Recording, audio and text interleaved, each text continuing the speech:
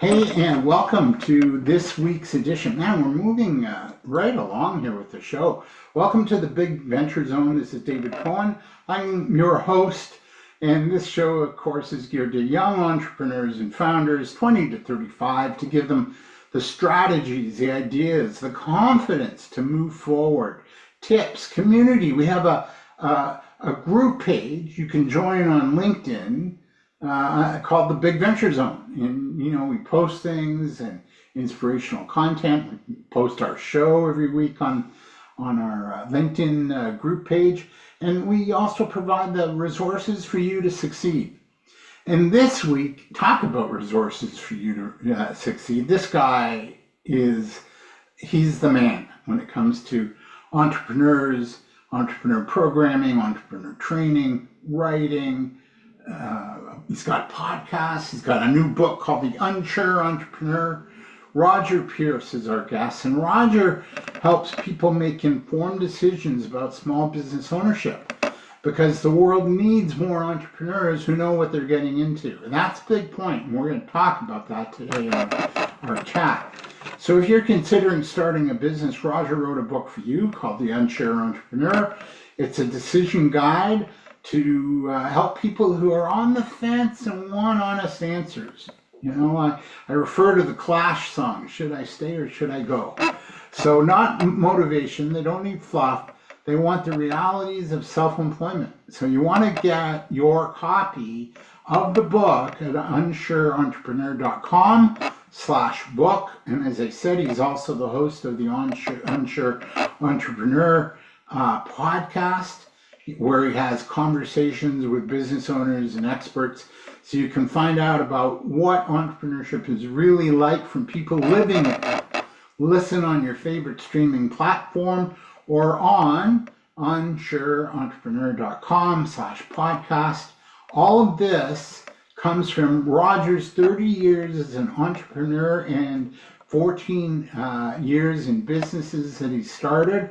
One of those ventures was called Biz Launch, where he trained and educated thousands of new business owners, and he drew on his experiences to create small business advice content for brands like the Bank of Montreal, Scotiabank, FedEx, MasterCard, Rogers, Staples, Quadrant by Beanworks, and Sage. Rogers' team produces webinars, articles, ebooks, newsletters, infographics, videos, business templates, financial calculators, and interactive business tools, or planning tools, rather. Learn more about Roger Pierce at rogerpierce.ca/clients. So without further ado, Roger, welcome to the Big Venture Zone. It feels like old times to be back on the air on one of your shows, David. I know, and we've done this a few times because I've been on your podcast a couple of summers ago. Yep. I had you on the Small Business Big Idea show and a few times. Did you ever come out to Durham region when we were out there? I think I called it in, but I was on a couple times. Okay. Yeah, that was awesome. I love that show. It was fun. Had you come out, especially in the nicer weather, you're all dressed up for the listeners that can't see. You're in a beautiful, blazer with a nice blue stripe button-down shirt. You look pretty sharp. But for radio, especially in the nicer weather, you could have come out in your t-shirts and shorts, right? Because radio, they can't see you. And I always, let guests know, yeah, just come out in t-shirt, shorts. Don't worry about it. Be comfortable. That to me is good guest treatment. Just be comfortable. Do you ever see those TikTok videos of Kevin O'Leary where he's broadcasting? He's got the black tie and the black jacket and the white shirt from the top up, and the bottom he's wearing like flannel pajamas and flip-flops. Yeah. Nice life, eh? I love the contrast. Yeah, I think he can call it the way he wants. He's done it. It's a great behind-the-scenes image, yeah. Yeah. Well, nobody knows. When you're doing radio, nobody knows what you're wearing, and you might as well be comfortable. I used to go after the show for a workout. So. Oh, good. Yeah, and then because it was Sunday morning, and then I would do my my Sunday errands, like groceries, washing the car, laundry, right? So I made a day of it. By the time I got home, it was like mid-afternoon. It's like already now time for my nap back then. Anyway, so I'm gonna quote. I quoted the class. Should I stay or should I go now? What are the trends? Like, what are you seeing in terms of what's changed in the world of entrepreneurship and how we do business? And is this a good time to stay or go? Great question. Well, as I write in the book, this is the era of the entrepreneur, in my opinion. Meaning it's a great time to look at entrepreneurship. Now, I want people to be careful, and we'll talk about that. There are some cautions to take, and that's what the book explores. But overall, it's a much more enabling time. There's lots more enablers out there, as I call them, entrepreneurship enablers that make getting into business a lot easier than say when you and I were younger, David. The technology. I mean, you could have a business up and running this afternoon, technically, if you went to Shopify and plugged in an e-commerce store and opened up a Stripe account and opened up a domain, and away you go, right? Yeah. Now you should put a little more thought into it than that, but the apps are there, the technology is there, the funding is out there.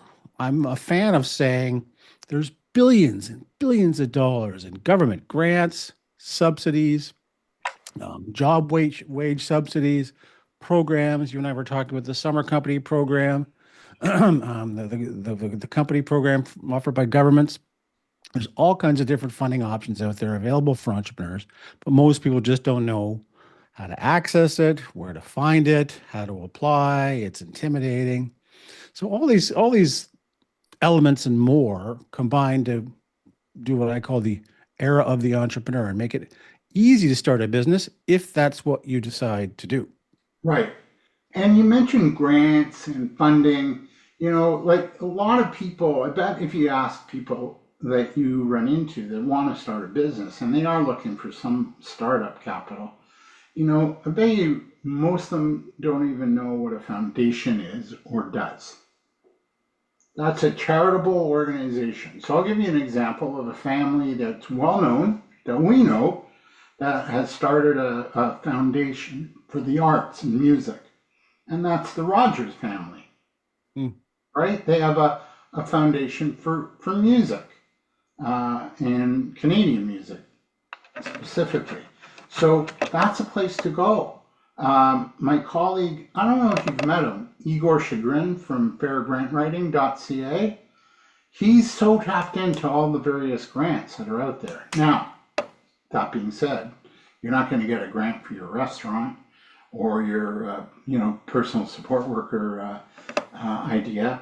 But if you're really, into tech and into, green technology and things like that, your options are pretty good.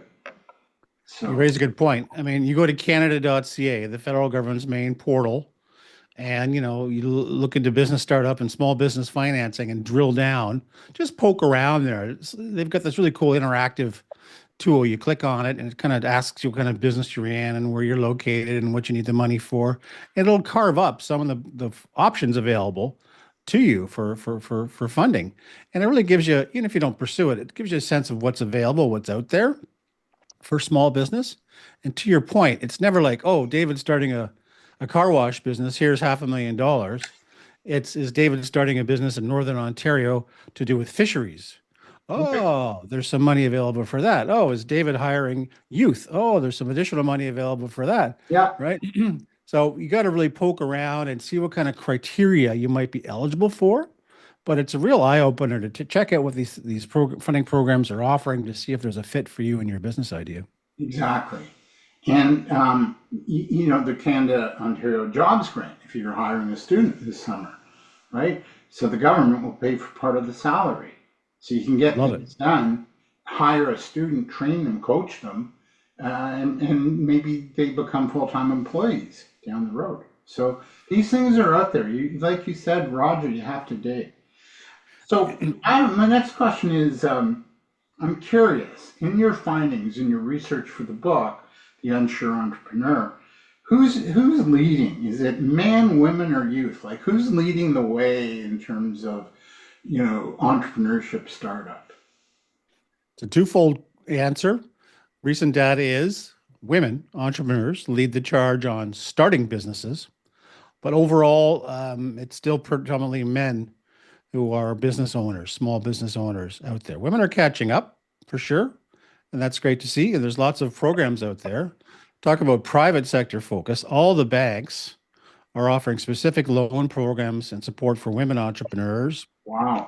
minority groups, lots of different supports out there, newcomers, but women entrepreneurs in particular is a big focus. And there's lots of really healthy organizations across Canada leading the charge, like Cowie, helping women entrepreneurs to succeed, Women in Biz Network, friend of our, shout out to our friend Lee Mitchell Yep. over there. So there's all kinds of these initiatives specifically for women entrepreneurs. So they are definitely catching up. And that's great because we want to see opportunities for women of all ages, followed by, I'd say, David, youth entrepreneurship programs, and your show and your platform is helping young entrepreneurs. That's also a big push out there because there's a lot of government interest in that. So they're putting a lot of the resources behind it. Yeah, and you've worked in that sector too, so you know full well what they're capable of. And so, so who's doing well and why? Like, what are men doing well at that women and youth need to know about? What are women doing well at in terms of their business, and what are youth doing well at? Well, that's an interesting question. I'm always a favorite fan of service-based businesses.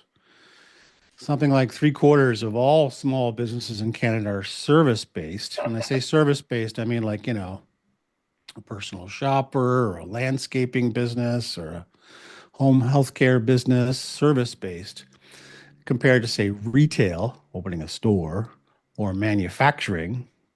Don't know too many of those being started up right now, but that's still out there. So service-based businesses are typically easier to get going. You and I are clearly in the service-based category. Sure. Less capital is required, Yeah, arguably less risk, certainly scalable, easy to operate with all these apps and solutions available I to us today. know. My God, I was doing my inventory of my costs just last week to say, hey, how much am I spending on apps and other things?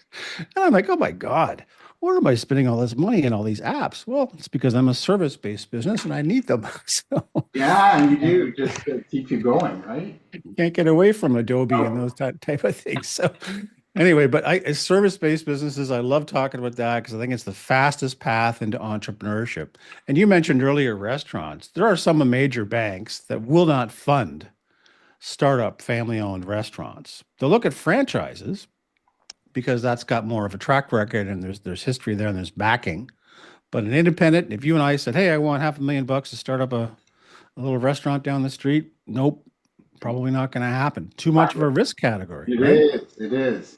And we were talking offline about the report that just came out from the CFIB about, how Main Street retail, they're closing. There's a decline in business, and it's a bit worrisome. So they're at the end of this month in April, they're going to have like a discussion with the government as to what needs to happen. So, yeah, those kind of businesses, retail, especially restaurants, you better have your ducks in a row and have something really special that you're going to do that's going to drive traffic to your business. Absolutely, because people forget, even a retail store sounds fairly inexpensive, right? But you're talking first and last month's rent of what, 10, 12, $13,000, especially in downtown Toronto where I am. You've got to have equipment, you've got to have staff, you've got to have branding, you've got to have insurance. You're going to do a couple $100,000 just to open the door. Easy fixtures, merchandise, Yeah. inventory, insurance, all that stuff, right? Plus, it's a highly competitive field, right? Yeah. So, I mean, not to slag on retailers, but if I was going to start a business today, I would be partial and I would go for a service-based model. Yeah, and then even an online retail. operation, which still, I mean, it's still competitive. I mean, we look at the online retail choices we have. We can, Amazon, of course, kind of kicks butt, but there are others that are also, unique and great places to shop and buy, and you don't have to leave your home to do it. You can just order online. So, something, we're looking at like who's doing well. So to me, it sounds like men kind of lead the way, but women and youth are doing a really good job. In terms of, you talk about passion and the importance of having as a driving force in your business. To me, I feel passion without a need and customers is it's not going to last long. What's your take on that? Combining passion, so have that energy, but you also need customers and you also need some money. So talk to us a little bit about that, Roger. You're right. Yeah. Passion is one of those things, one of those attributes of entrepreneurship a lot of people talk about. Follow your passion. Well, you should follow your passion, I believe, but not blindly. And there's got to be some caveats. There's got to be some asterisks in there. Pursue your passion. That's going to keep you up at night. Because look, as you and I know, David, starting a business and growing it over the years requires a lot of commitment. Oh yeah. A lot of commitment. So just like a marriage, you better be enamored with your partner called entrepreneurship because Yeah. that'll sustain you through the good and the bad times. But that's not enough. You also have to demonstrate to yourself and to investors, if they're coming on board with money for your business, you've got to demonstrate there is a marketplace opportunity there, right? People will pay you for what you're passionate about. And then the third element is, are your skills suited for that? So really, it's kind of like a three-way intersection, if you can imagine: passion, marketplace opportunity, and skills. So have I got what it takes to do these things? Am I good at this? Am I passionate about it? And are customers going to pay me for it? Yeah, and you just raised a really good point. Yeah, because I feel like passion without money, it's a moot point. What do passion will only go so far. You're going to get a little pissed off soon if the dollars aren't coming through. Yeah. Yeah, and having a business that doesn't have any money coming in, but you're passionate about it, we call that a hobby, right? So you want to make money off of this, you better certainly find customers. And that's where you and I teach this stuff to entrepreneurs, where minimum viable product comes in. Can you test your business idea and your model with like a prototype website just to see if anyone buys? Hey guys, this is what I'm thinking of selling. Would you buy it at $10, $20, or $30? And using that kind of simple, fishing expedition to prove your concept before you go to the big build. Big companies, this is what they do all the time. They have minimum viable products. They have prototypes. They test the market. They go, oh yeah, are people going to like chicken McNuggets? Oh, guess what? They do. Let's build it out. No one jumps into this stuff without testing the waters and coming up with a minimum viable product first. And I encourage that for a lot of entrepreneurs. Because look, David, I've had 14 small businesses. Some of them have tanked because I didn't test the waters, because I didn't prove to myself that it was going to be something people paid for. I was so excited about the idea, I jumped right in and built it, only to find out later on that nobody wanted to buy it. Oh, So you want to avoid those mistakes. And we talk a bit about that in the book as well.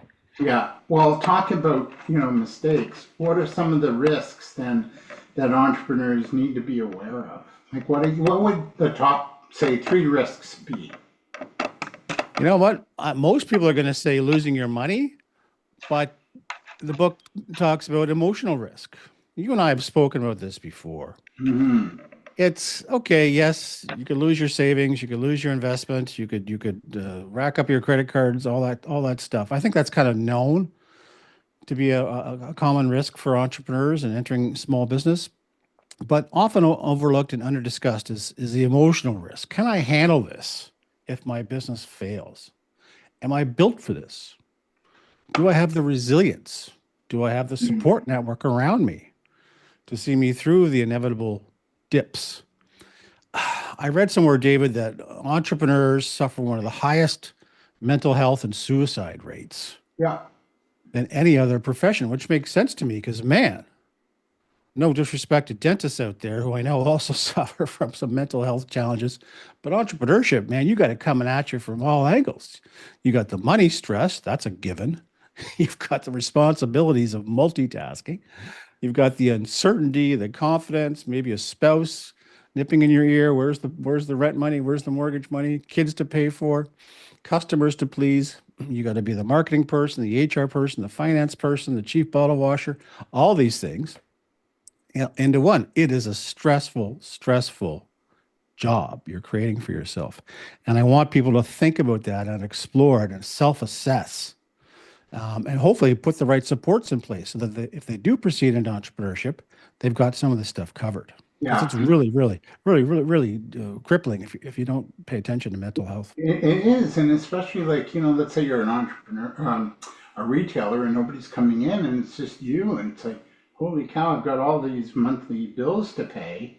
Never mind paying myself and my kids, or and it's very lonely when it's not going well. It's really lonely. It is incredibly isolating. You Yeah. raised a good point. And for people coming from a big job, I mean, you and I can't remember probably back to having a job, but most people start up a business coming from a corporate environment, right? Where they had an office, maybe, or a cubicle in a big company with a floor full of folks around them. Bob down the aisle, he looked after payroll. Janie over there, she handles marketing. Susie's doing social media. If your printer gets broken, there's Sam on the next floor who can come and The, get your the printer tech, into the your tech phone. guy who always has a bad habit of blaming you. But as an entrepreneur, you don't have any of that. It's Yeah, very isolating. You're responsible for all of these things, and that is incredibly stressful, isn't it? yeah, totally. Because it's just so much to bear, you know. We talked about the importance of research, and and it dovetails nicely with the risks of entrepreneurship. Talk to Mhm. us a little bit about the importance of doing proper market research. Because the older I get, I will not start something up without researching it first. And that Mhm. includes a survey monkey, or you can use Google Docs now for surveys, and just to get a sense of what the market will respond to, what are the challenges that you're solving, and what are you bringing to the table to help people through the myriad of challenges we face in everyday life. So talk to us a little bit about the importance of doing really good research and taking time to do that. It is important. And the fundamental question to ask is, what problem are you solving for the customer? Mm, What problem are you solving for the customer? Because if it's not a clearly defined problem, you maybe haven't thought it through enough, right? If it's kind of like, well, we can help people with this or that. Okay, but what problem are you solving? I'm really watching the success. I think Aaron Burry over at Willful.com. They're solving a problem, making it less complicated to get a will, right? You go online, you've probably seen the TV commercials, and they make it very easy, apparently, just to get a will in a few clicks, answer some questions. It's all legal, simple, no dealing with a lawyer, no back and forth, no complicated terms. They make it all very easy for you. So that to me is solving a real tangible problem. And I'm sure to pull off that kind of business, they carefully ask their customers, their target customer first, what are your problems? What are some of the challenges you're facing in finding solutions? How much are you willing to pay? When would you like to buy the service if we launched it? Would you like to buy it annually? Would you like to buy it monthly? All these questions you want to ask. So surveys are good for that. Interviews are also great, one to one with the person, and focus groups are another way, David. You put together, a handful of your preferred customers and you start asking them some questions and you listen to their responses. mhm. So those are kind of the three, my default research methods: survey, interview, and focus group. There's also secondary research. Of course, that's online, collecting data. That should be in your business plan. Yeah, and But thank God talking for ChatGPT because your AI assistant. But yeah, you gotta listen to people, and it can't be listening to what your mom says or your brother. It's got to be somebody from your target market, right? Who is independent and partial, and going to say, no, this is out. You're out to lunch, Roger. You're no, I'm not going to buy this product from you. You got to really look for neutral people, real customers who can give you honest feedback. yeah, And even then, just to add to it, David, even then you go, okay, I've got enough confidence. I'm going to go ahead and build a minimum viable product or prototype, and then I'm going to test that before I launch. right. And that's a smart way to do it because you're not diving in totally yet, but you're taking a nice step into the pool, you know? And Um, it's easy today. With today's technology, it is so easy to huddle people together. Facebook community groups. Facebook groups are such a wealth of insight. yeah, What was I reading today? You probably saw this too. Reddit is what, the third most popular website in wow, the world because of the community element. People are talking. So that would be a big part of my research today if I was starting another company. What are they saying on Reddit about whatever I propose to do? Or even then start a Reddit chat. yeah. And LinkedIn groups you've got, so you can get involved in some of the conversations. I find LinkedIn though and Facebook groups, they're a little bit passive. You got to get lucky that there is some discussion going on. In terms of, you know, entrepreneurs that are succeeding in this day and age, and let's not kid ourselves, it's a challenging environment and has been for quite some time. What are they doing well at? Like, why are they succeeding where others might not be? Mm. You're talking about what are some of the characteristics of successful entrepreneurs, Yeah, and yeah. Especially in these sort of challenging times. I'm gonna refer back to one of the icons, Ray Kroc, founder of McDonald's. I'm sure you love that movie as much as I do. The founder with Michael Keaton. Consistency. Consistency is key. Getting up, doing the same thing over and over again, whether it's calling customers, hoping for a sale, getting better at it, not getting discouraged, keeping your see all these things play into the picture, playing at your mind to make sure you're in the right mindset, doing the same things over and over again, building systems, as Michael Gerber taught us in the E-Myth. Yeah, All those things are very important for successful entrepreneurs. It's the mindset really that comes to the forefront. It's I can do this. I believe in myself, as our friend Evan Carmichael says. I believe in myself. I can build systems. I'm going to keep doing it over and over again until I get the results. I'm going to learn as I go, but I'm going to keep at it. Because look, it takes years before we get a sponsor, we get a customer, we achieve profitability. That doesn't happen overnight. What's the difference between a failed business and a successful one? It's not luck. It's not necessarily the skill of the entrepreneur. I would say it's more about persistence and perseverance. yeah. Having a no quit attitude, and Yeah. I like Evan.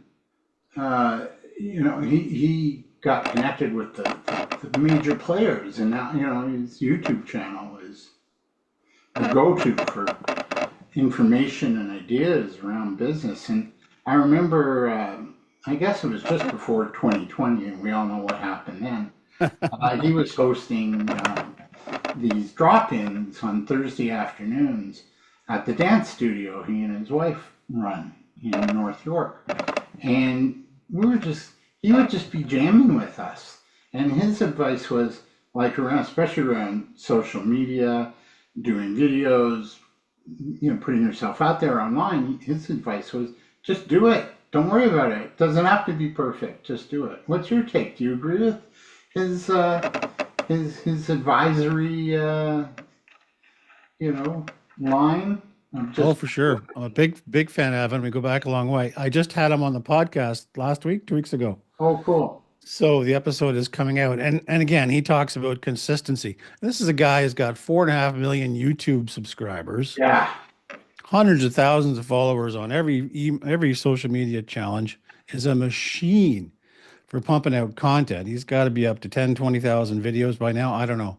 lost track, but he just does it so consistently, right? He's out there all the time. Some videos are big hits, some are not so much, I'm sure, but he just keeps going. He keeps grinding. He keeps doing it. And he'll tell you it took years for him to become, make any money off of YouTube. He started off with like one subscriber and it grew and it grew and it grew because you're consistent. So other attributes too, David, you make me think back to what's in the book. Certainly having a support network, as we mentioned earlier. I think that's key. A little advisory council of other entrepreneurs who can help you bounce ideas, bring you up when you're down. I consider you part of my advisory network. We talk now and then, and it's healthy. Not only do I learn from you, but I get inspired by you, and I get kind of reassured that I'm not going crazy in my own head with all these challenges. It's good to have someone around you could talk to who's going through some of the same struggles that you are. So I think that's pivotal to successful entrepreneurs. And then, of course, having enough money, right? Access to financing, that's got to be in there. Make sure you calculate your startup budget. There's a formula for that in the book. I often say, look, you should have at least 6 months of runway because it's not going to happen overnight. You need to have your capital costs plus your operating costs plus some contingency. And there's a formula for how to put that together step by step in the book. Some businesses might take less time to start to earn revenue, and some businesses might take more. It's going to depend on what kind of business you're going into. But the message is, underestimate your revenues and overestimate your expenses. I've been guilty of doing the opposite in the past and running out of money long before my idea could even give a chance to succeed. Yeah. So even if you don't think you need the money, go out and raise it, have some extra because a new business is like a new baby. It's going to eat money and poop work, and you're going to spend a lot more money than you think you did. Yeah. You're going to change, I don't know, your paper feed or something quite regularly with the new baby. Um, Roger, with Roger Pierce, he's the author of the Unsure Entrepreneur. He's also host of a podcast of the same name, and just a great business mind here based in the GTA, the Toronto area. Roger, 10 to 15 years ago, if you had an idea, you can start pretty easily. That's how I felt. I think it's so complicated now. There's so many pieces of the puzzle. And it's a noisy, busy place to start a business. Like I know, like with my website, there's so many components to it. But before I had a website, and people come on, they look, and oh, I had my podcast up and things like that, and I had newsletters that they could subscribe to. But now there's just so many pieces, and then you've got AI solutions, and you've got apps that you're kind of you might not have an appetite for anymore. Talk about this sort of noisy, cluttered marketplace with like competition and so many parts to starting a business. What's your take on all of that? You're talking about complexity? Yeah, complexity. Used to be just easy. Now it's like there's just so much complexity. There is.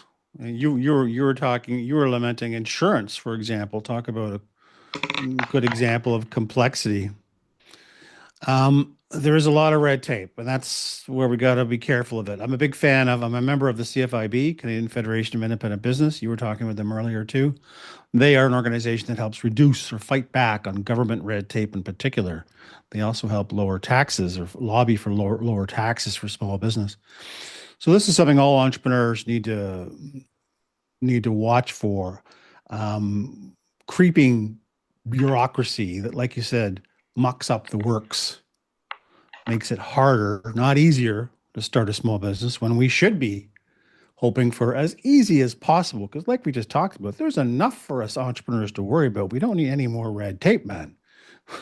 Don't need any more regulations or financing criteria or strings attached. We got enough to worry about. So again, taking a deep breath, there are resources out there that can help make that easier. CFIB is a good one. Check out their website.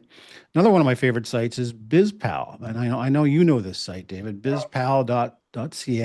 Mm-hmm. And It is a one-stop shop for all your licensing permits, regulatory burden stuff. You check it out. You punch in what you want to open. I want to become a plumbing business in Saskatoon. Well, it's going to tell you all the licensing and permits you need to become a plumbing business in Saskatoon or a restaurant in Winnipeg. It's amazing. Oh, great. Here's a nice handy list of all the things I need to do. Now, you still got to do those things, look after all that paperwork, but at least there's a service that's making it easier for entrepreneurs instead of you and I having to run around and figure out what we have to do to comply. I love those types of services where it's easier. So I'm going to be positive about it and say, you know what? I think it's actually easier for us to get into business because of all this technology out there. And there's also places like Enterprise Toronto. You and I are friends with that organization, part of the government of Ontario and the city of Toronto. It's a walk-in center for small business owners. Perfect. Where I can go in and get some expert help and guidance, right? Or Toronto Business Development Center. These are organizations that are making it easier for entrepreneurs. Futurepreneur, offering lots of programming and funding for entrepreneurs. Lots of resources out there. We just have to be able to look for them.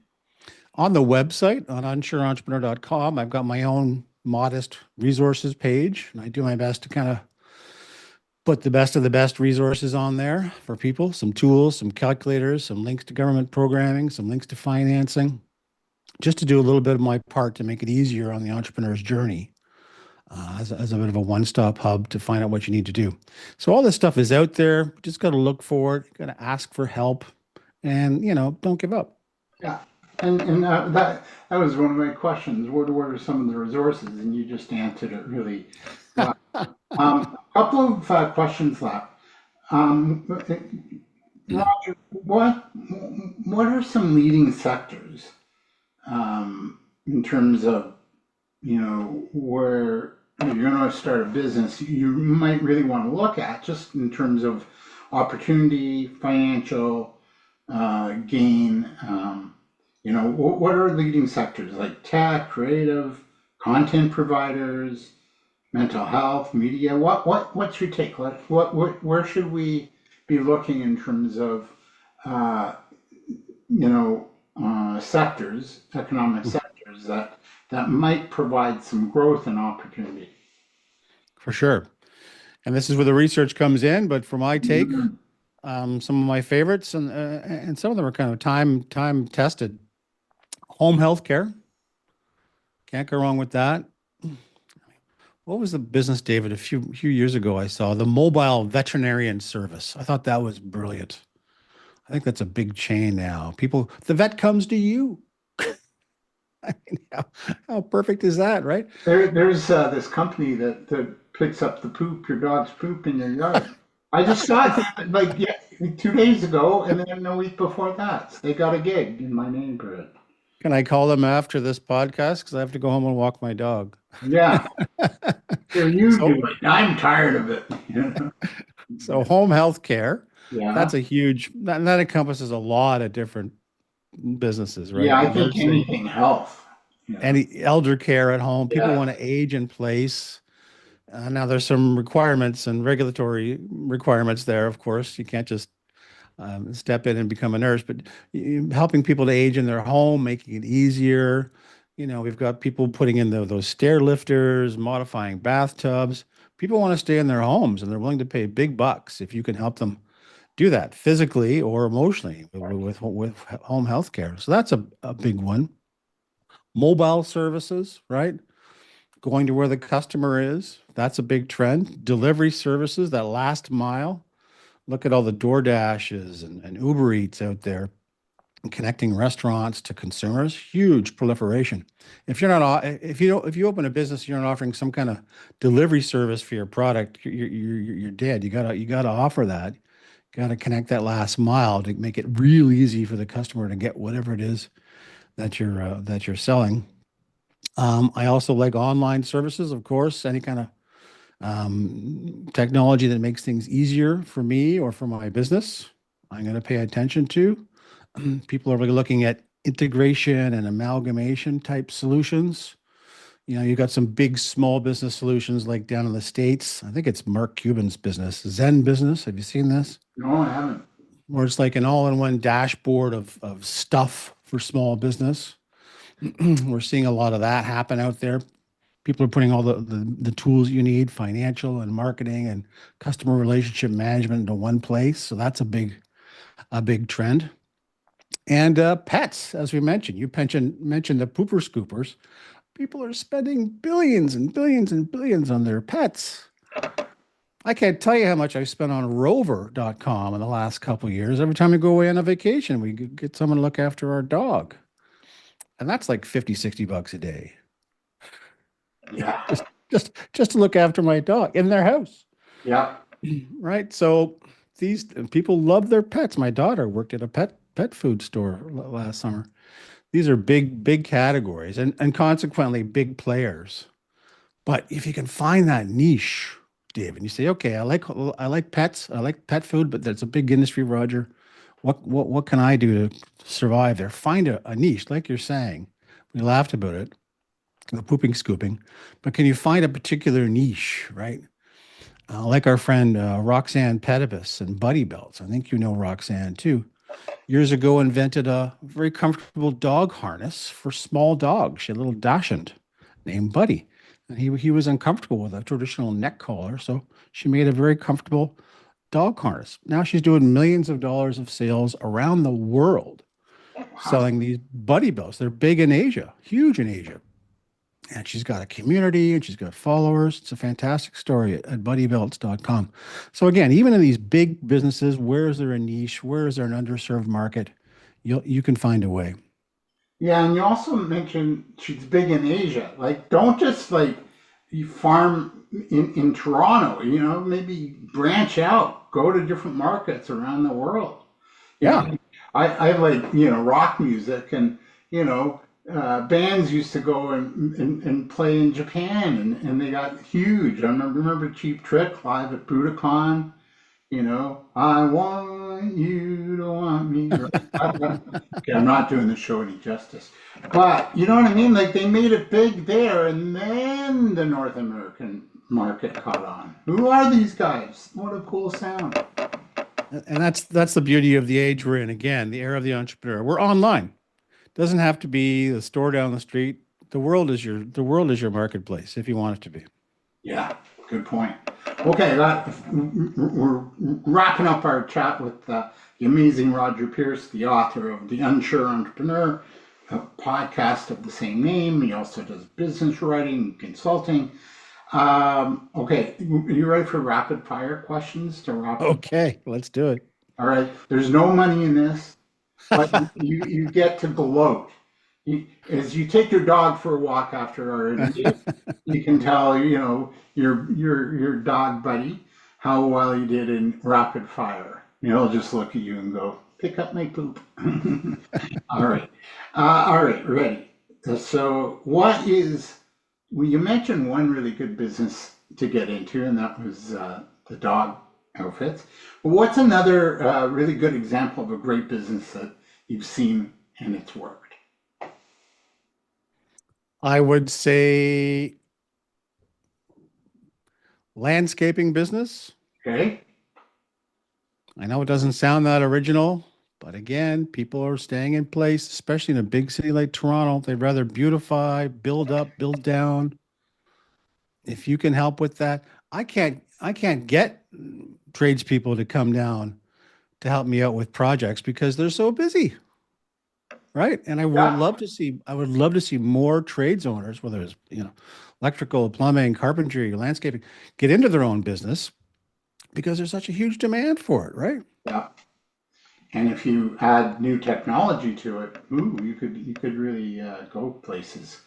What are your top three success factors?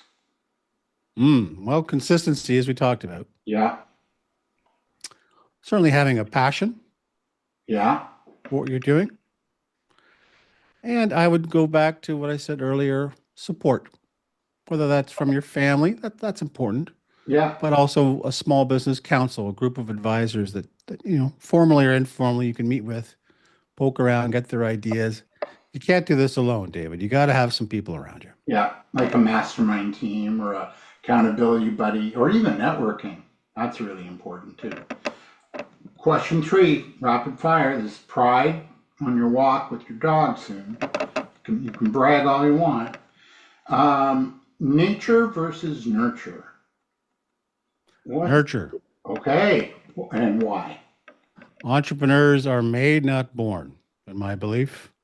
I think anyone can become an entrepreneur. There's no God-given right to being an entrepreneur. We can all develop those skills. And that's big focus of the book. Glad you brought that up. It helps you self-assess, right? So you can augment your weaknesses and play to your strengths. Figure yourself out because nobody's got all the requisite skills, but Mhm. you got to figure yourself out, right? Like I hate accounting. I hate maths. So I outsource that. I've got an accountant. I got someone I can leave that. My wife is very good with finances, thank God. So I'm a marketing guy. So figure yourself out, learn the courses, go online, YouTube. My God, talk about a resource. Pick up books, whatever you can do. It's not about having all the skills in place from the get-go. It's all about learning them over time. And I believe entrepreneurs definitely can be created. I love the library. Get a library card, and they've got all kinds of resources. You know. Yeah. Um, all right, question 4. We've got 2 more. AI is impacting the entrepreneur today. What's your take on that? A person much smarter than me said, use AI to assist, not replace. Good. And I think that's kind of becoming commonplace these days. A lot of people are threatened by it. It's going to Mm, take over the world. I'm less and less threatened by it. I'm a little intimidated by it because I'm by no means an AI expert. I am using AI more and more every day. sure. But it's not like it's doing two things. It's making it easier for you to run your business, but it's also creating business opportunities, isn't it? AI, you could make an AI agent, you can build a business, vibe code it or whatever. You can actually create opportunities. I know a woman is going gangbusters, crisscrossing the country, training organizations on how to use AI. Yeah. Gangbusters had a great year doing just little workshops on how to use AI on your team. People are lapping that stuff up. So it's not only helping you do work, it's creating work. Last rapid fire question. You can brag till the cows come home on your walk with the dog. Her name is Cinder. Okay, Cinder. Tell Cinder how good you did, or how well you did. Is technology complicating things or making it easier for us? That's a good question. I'm going to go with making it easier for us. Okay. Look, years ago, you needed a suitcase full of money to start up a business, even a small little, service-based business back then in the 80s and the 90s. Been there, done that. You needed to have an office and insurance and maybe a couple of staff. And a Today, you fax don't. machine. Fax machine, yeah. Big brick phone. Now I'm dating Yeah. myself. Oh man. That was actually drilled into the car. You couldn't take it with you. It was an expensive undertaking, but today you can start a business for less than $500. Hmm. Right? And it Yeah. takes less time. Do the homework, do all the things we talked about. But at the end of the day, you just start, man. You just start and you build from there. You build momentum. So I think technology is an enabler. It's helping us, not hindering. You did really well on rapid fire. You were a joy to have as a guest. Tell us about where we connect with you and what you have going on that we should know about. Well, I'll be in the park later on, as we said, with the Okay. dog. So you can connect with me there. Yeah, bragging. Bring those poop bags. Yeah. Oh man. No, it's been great, David. Everything's at unsureentrepreneur.com, the podcast, the book, the resources, and hopefully there's more and more stuff there being added all the time. All right. This was amazing. So you did really well on rapid fire, I have to say. Um, Roger, yeah, you've got an interview you mentioned that I think people should know about, and that is with Evan Carmichael because he's built up for a Toronto boy who started a company called Max the Intern back in the oh boy early 2000s, and he's come a long way. When is that interview, and where would our listeners go to hear it? It'll be on the website, unsureentrepreneur.com. I'm hoping to drop it next week. Okay. And we talk about a lot of stuff. He talks about perseverance. He talks about persistence. He talks about entrepreneurship education in schools, which I know you're a big proponent of, David, and how there needs to be more of that early on so that young people get an appetite for this life of ours early. And we talk about, we banter around about how we can, encourage more of that in schools. Yeah, I just had a couple of teacher and an author on a book on money for your kids. And one of the biggest concerns with young people, especially in schools, is taking on debt. They're spending like there's no tomorrow. And they're also spending a lot on gambling. So they've got gambling debts. And these are teens, Roger. And so we need to really, teach them about having hope and being responsible with resources and money and your ideas and building a life. And, one of the most rewarding things you can do is start a business. And if it's not for you, no worries. You could do a little something on the side, So, yeah, this was great. What a joy having you. It was fun. Reminds me of our times when we chatted on your radio show. I loved it. Yeah, it's always a joy, and I love what you bring, and just wish you much success with the book and the podcast and your other work. That was Roger Pierce. He joined us from his home office in Toronto. Join us next week on the Big Venture Zone as we look at some spiritual principles and practices you can put in play. I know this might be a little woo-woo for some of you, but I guarantee you're going to get benefit from our guest next week, and that's Fiona Janes, and also another guest. Fiona's in 2 weeks. In next week, it's Dr. Suzanne Simpson, who does research on youth and young people and their mental health.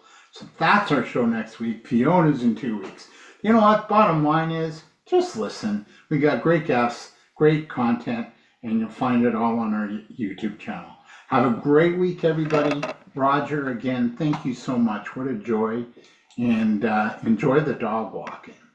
Thank you, David. I will.